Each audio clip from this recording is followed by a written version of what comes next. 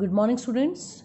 Today we will start our subtopic of French Revolution, which is France abolished monarchy and becomes a republic. Students, in the previous video we have discussed about how the third estate declared himself as a national assembly and had prepared a constitution, drafting constitution for France. Okay, in this video we will discuss about how the monarchy power abolished in France and how the France become a republic. Okay, basically what do you mean by republic? Everybody know about this, but again we will revise it. Republic is a form of government where the people elect the government, included the head of the government. It is not a hereditary process. भाई ये जो Republic है वो means the people elected the government indirectly through their representatives. Okay, तो इन्होंने भी, France ने भी रिपब्लिक बनाया इसको, कंट्री को, बट कैसे?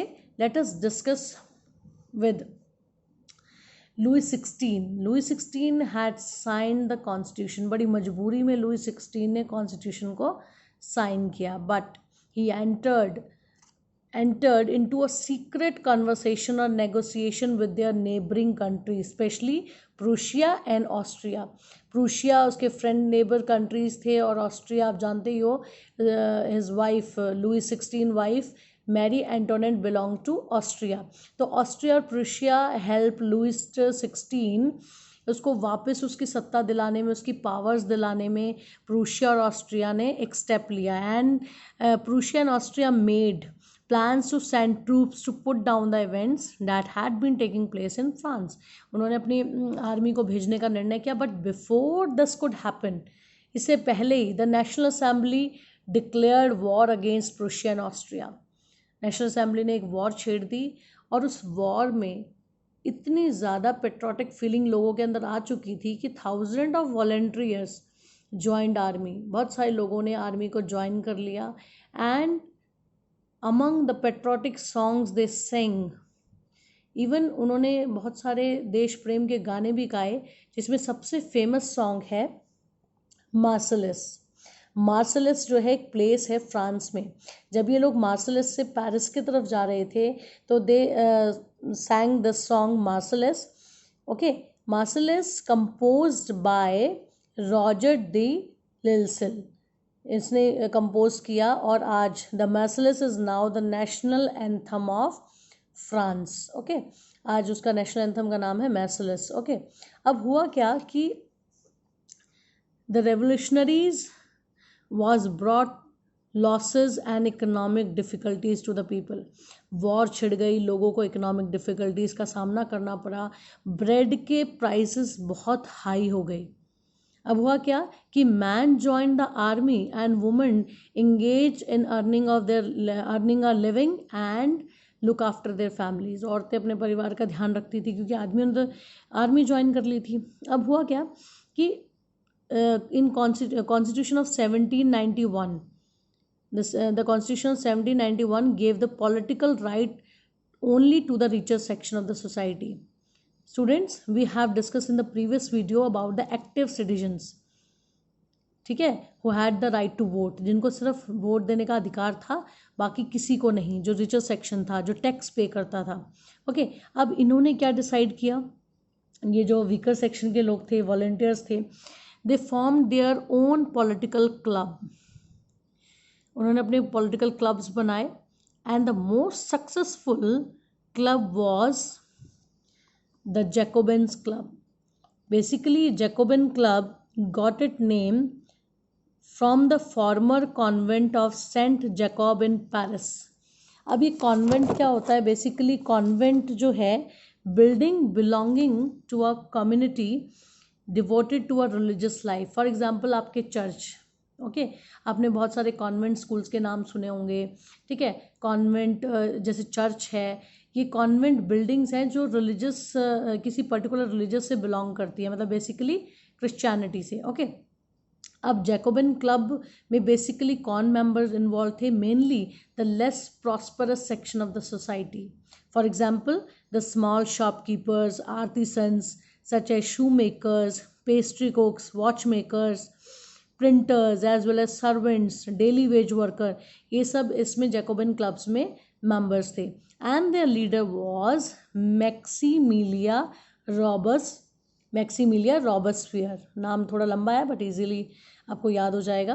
And they decided to start wearing, अब उनको ड्रेस कोड भी बना दिया इन्होंने, a long strip trouser similarly to those worn by dockyard workers. जैसे डॉकयार्ड वर्कर पहनते थे ऐसे इन्होंने लॉन्ग स्ट्रिप ट्राउज़र पहनने शुरू कर दिए.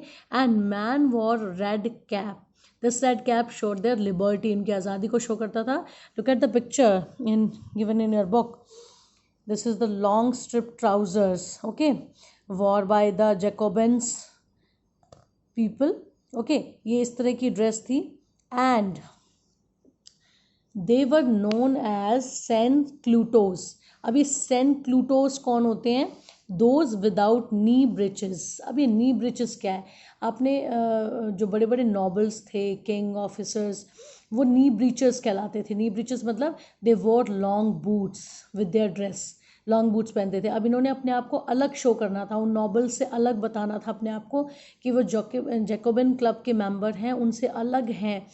ठीक है, तो इन्होंने क्या किया, अपनी ड्रेस को विदाउट नी ब्रिचेस रखा, मतलब विदाउट लॉन्ग बूट्स. ओके, ये इनका सिंबल था, एक पर्टिकुलर ड्रेस कोड था. अब हुआ क्या,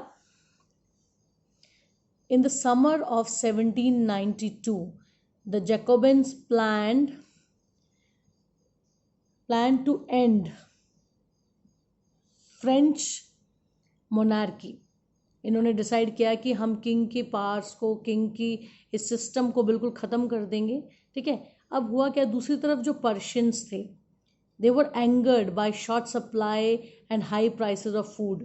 उससे बेचारे परेशान थे. अब परेशानी में मतलब उन्होंने क्या किया, on the morning of August 10 they attacked on the palace of Tuileries के एक पैलेस पर अटैक कर दिया जहाँ पे किंग और नॉबल्स जो हैं वो अपना ग्रेन्स को स्टोर करके रखते थे. उस सब पर अटैक कर दिया क्योंकि वो बेचारे भुखमरी को पहले ही फेस कर रहे थे. Okay, and these people revolted under Jacobin club. इसमें कौन लोग शामिल थे? जो जैकोबिन क्लब्स के मेंबर थे. इन्होंने किंग को पकड़ा और उसको हॉस्टेज, बहुत दिनों तक बंदी बना कर रखा, उसकी फैमिली को इम्प्रिजन कर दिया. उसके बाद क्या हुआ, elections were held. Now all the men of 21 years and above got the right to vote. पहले क्या था एक्टिव सिटीजन में, the man who are 25 year of age. अब इन्होंने क्या किया, इस एज की लिमिट जो है 21 years and above and got the right to vote. सबको राइट टू वोट का अधिकार दे दिया, चाहे वो रिच, ऐसा पर्टिकुलर नहीं था कि रिच ही हो, वीकर सेक्शन को ये अधिकार मिल गया. And the newly elected assembly, अब फ्रांस में एक न्यूली असेंबली कंडक्ट की गई और जिसका नाम रखा गया convention. Okay, the newly elected assembly was called convention. अब क्या हुआ, on 21 September 1792 it abolish the monarchy.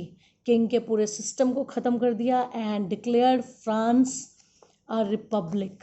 अब फ्रांस एक रिपब्लिक कंट्री बन गया. Okay, we have already discussed the meaning of republic in the beginning of the video. And no hereditary monarchy. अब कोई राजा नहीं था, कोई पावर्स नहीं थी. But after this what happened to Louis 16? Louis 16 के साथ क्या हुआ, Louis 16 was sentenced to death by a court on the charge of treason. Treason क्या होता है, राजद्रोह का. उस पर चार्ज लगाया, उसको डेथ मतलब डेथ दे दी गई.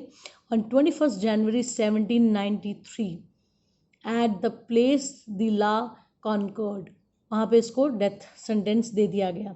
और after then the queen Marie Antoinette also met with the same fate shortly.